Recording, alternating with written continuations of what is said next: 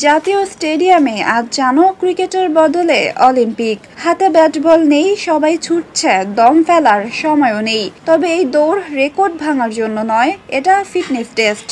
নিয়ম সোজা, ১৬০০ মিটার শেষ করতে হবে ৬ মিনিট ৪০ সেকেন্ডে। ব্যাস ৫ নম্বর পকেটে।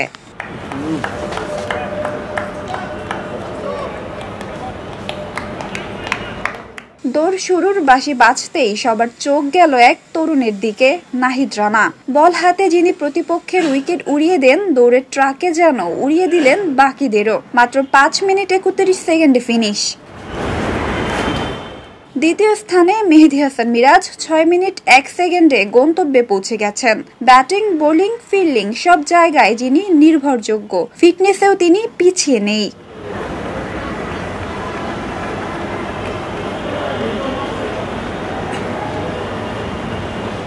তৃতীয় স্থানে এমন এক নাম যিনি বয়সের হিসেব উল্টো দিতে চান, মুশফিকুর রহিম।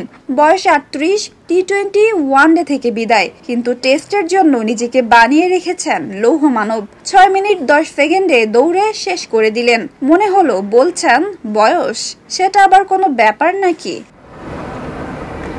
কিন্তু এই প্রতিযোগিতায় একেবারে উল্টো চিত্র মোস্তাফিজুর রহমানের। কাটারের জাদুকর হয়তো বল হাতে জাদু দেখাতে পারেন, কিন্তু আজ ফিটনেসের মঞ্চে জাদুর ছড়ি যেন বাড়িতে ফেলে এসেছেন। ৭ মিনিটেরও বেশি সময় নিয়ে শেষ করলেন দৌড়, আর তালিকার একেবারে নিচে বসে গেলেন।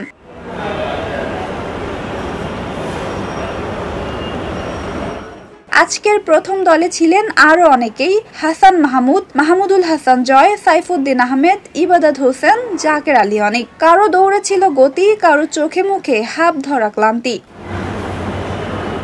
শেষ পর্যন্ত দিনের শিক্ষা একটাই, গতি থাকুক নাহিদ রানা স্টাইলে, আর ধৈর্য থাকুক মুশফিকুর রহিমের মতো। ফিটনেস টেস্টে পাস করতেই হবে, কারণ মাঠে ম্যাচ জেতাতে হলে শুধু ট্যালেন্ট নয়, লাগবে দমও।